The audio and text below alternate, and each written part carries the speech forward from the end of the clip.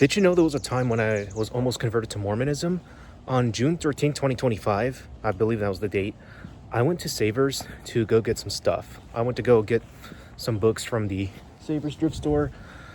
I even got Halloween decorations early on in that year because Halloween decorations were being sold 6 months in advance, which was ridiculous because it was the month of June, not October. But what happened afterwards was I went to Staples to go get something. And when I parked my car at the parking lot, there were these two guys who were dressed in the white t-shirt, white collar t-shirt, the black trousers. One of them had glasses, and both of them carried a copy of the Mormon book. And what happened was they approached me and they greeted me, and I instantly knew who they were. I knew they were LDS church members. But the thing is that I didn't say anything bad about them. I was simply talking to them like any other person would. And they asked me questions about what church that I went to, or if I had time to talk about, the LDS church, or if I wanted a copy of the Mormon book, which I have. To this day, I still have the copy of the Book of Mormon in my book collection somewhere. And they were talking to me about their missionary efforts because, LDS church members do have a missionary department where their goal is to round up people to join the Mormon church, to join the LDS church organization. But what happened was that I was, internally aware that these guys were doing missionary work, and I didn't want it to shove them in their face that, no, I was not interested, or no, I didn't want it to join their cult, because Mormonism in some ways is kind of a cult, you know what I mean? It's not really like, it's a branch of Christianity, but it's not really traditional Christianity. It is more of an offshoot that happens to have a Christian influence on it, especially when Mormons claim that their book is a sequel to the Bible. That's what they claim. I won't get into Mormon theology or history in this video real quick, even though I'd like to learn more about it, especially with the Book of Mormon. I'd love to read more about the book. But what I'm trying to get at is that I've had an experience where they tried to convert me to Mormonism, and yet I showed them a way that's told them, like, I didn't tell them in their face directly, but I did politely said that, nah, I'm not up for it. And I did it without being a jerk to them, or without saying anything like Joseph Smith is a charlatan, or Mormonism is a cult, or you guys are trying to convert me. What I did was respectfully show them that I wasn't interested and that I had to go to Staples. But what I did thank them for was giving me a copy of the Book of Mormon, as well as a little church card. That's it. Oh, here's our number. I was like, oh, thank you. Yeah, I'm gonna check this out.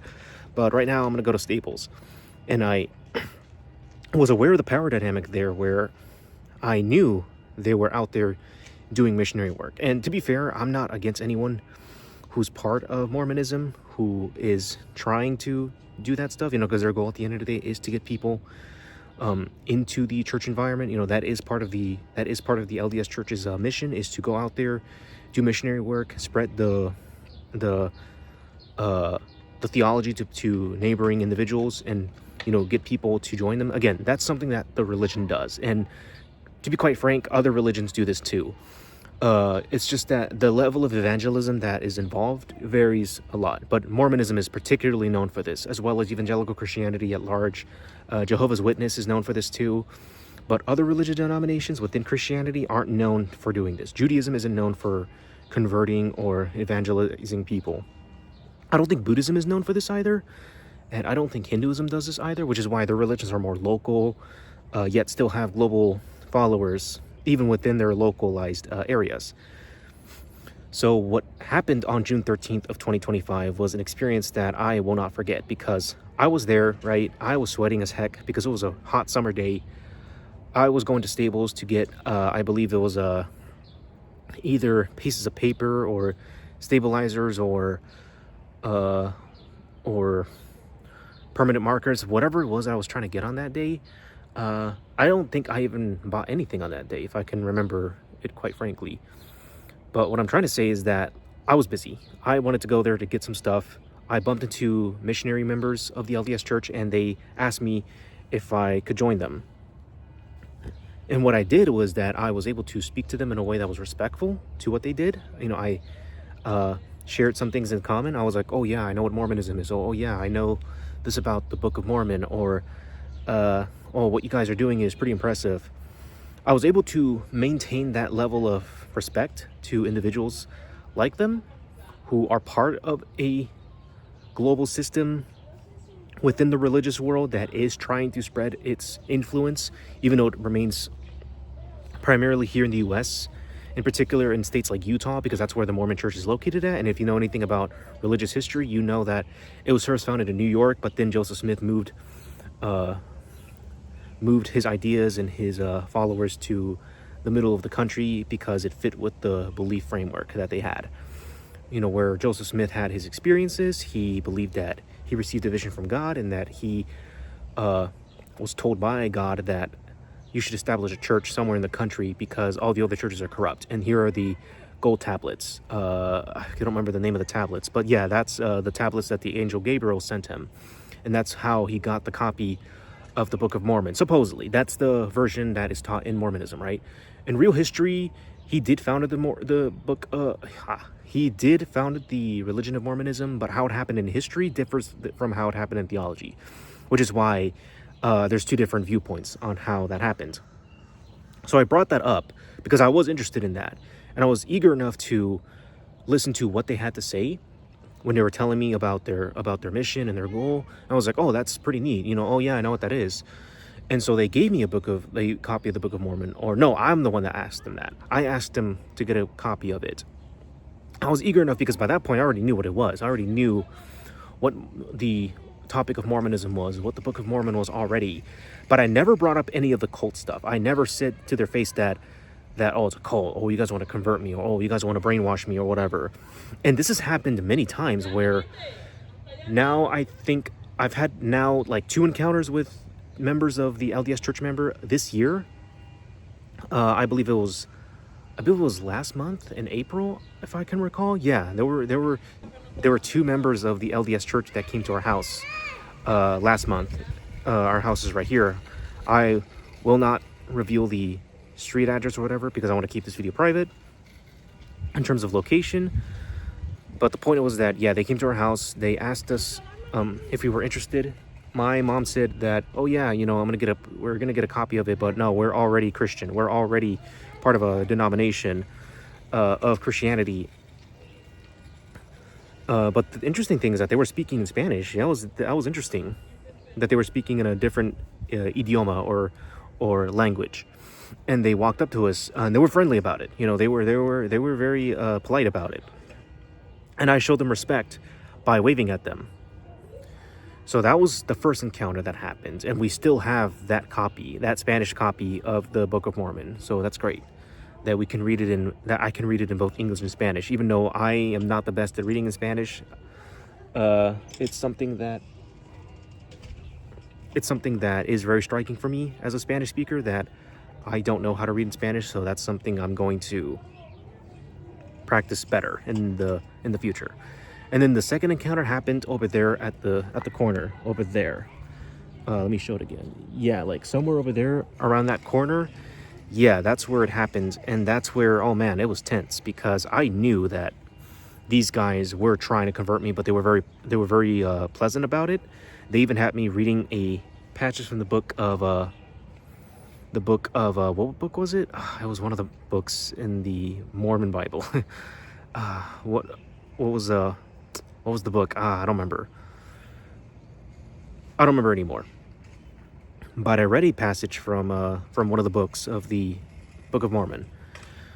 I was willing to comply, but I still held within me that I didn't want it to be a part of this because I knew, a bit about Mormonism to know that I'm not going to be part of this belief system. And even as someone that was raised Christian, I am not a religious person in the conventional sense. I wouldn't really call myself religious, but I'm also not opposed to religion either. I respect that people can hold whatever views make them comfortable in this life to believe that there is something greater than them beyond themselves. And to be fair, yes, I do hold the possibility that something greater or something beyond this reality could exist, but I wouldn't necessarily turn to religion to believe in that. I would need to experience it for myself to know that, oh, there is something greater. But I don't need to be a part of a church or a religion or an organized system of belief to belong, because that is the function, that is the primary role of religion. The primary role is to create social cohesion in groups of people that need to belong, that want to belong in a community of people that have the same beliefs. And to be fair, that is not bad. That's not a bad thing to be part of a church or be part of a religion or a belief system that humans share, because throughout history, people have gathered, in places like churches, communities, or mosques, or what else? Or temples, to practice what they believe, and put that into rituals for people to express that inner belief into something communal, into something that provided for the community at large, in order to cope with things like death or the meaning of life or how to live ethically, things like that. That is what religion historically did. And to be fair, I am not against that. It's just that religion now is seen through a more ridiculed lens, especially in the age of modernity, in the age of secularism, where we have a far better understanding of how the world actually is through scientific means and through skepticism and more modern philosophical frameworks that quietly makes people admit that, yeah, religion, we don't really need religion anymore to explain this stuff. But the tension remains that shows religion has thousands of years of history, and there's groups of people that still can't seem to move on from the belief that a benevolent God may not exist, in the way that we think it does. Again, I won't get into that topic, because the topic about God's nature, or what religion really is and what it means to people, I won't get into that topic specifically, because the point of this topic was that I had an encounter with LDS church members. That's the point of the topic I'm trying to get at here. But it ties into that because religion can be a useful framework for people to find meaning and to find purpose in it.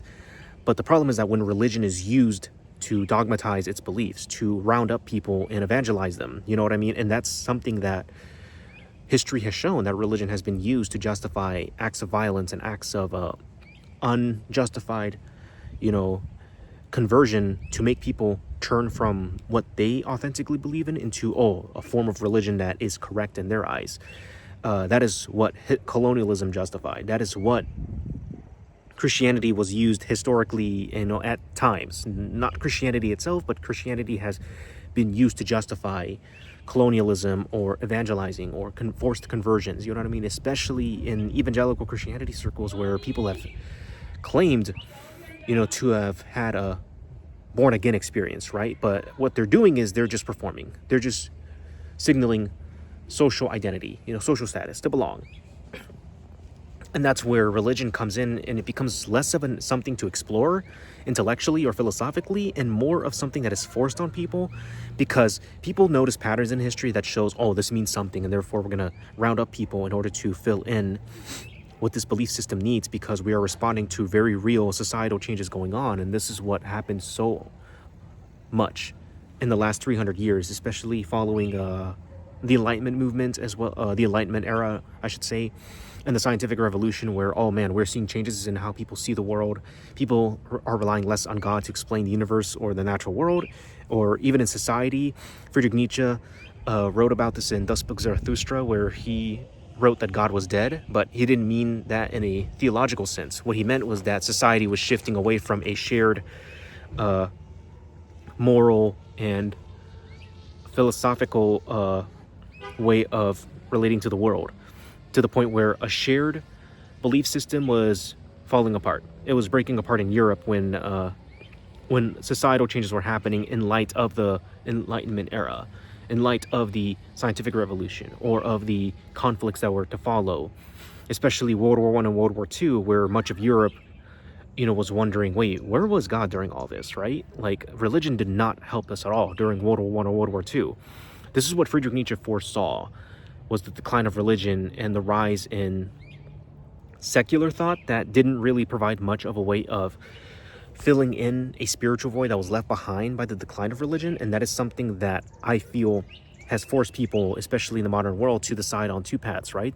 The path of secularism, the path of what the world offers, or the path of religion, which either can be very useful and can coexist with modern society, or can be used to such an extreme degree where it's used ideologically. You know, we're seeing this with MAGA politics. I won't be referencing MAGA too much here, or even evangelical Christianity too much, but we're seeing that extreme, divide between, what religion historically has been and what religion has been used, ideologically to justify such horrible acts, all because people are afraid of a world that does not have God in it, or a world without moral cohesion, or a world that doesn't make sense in their eyes.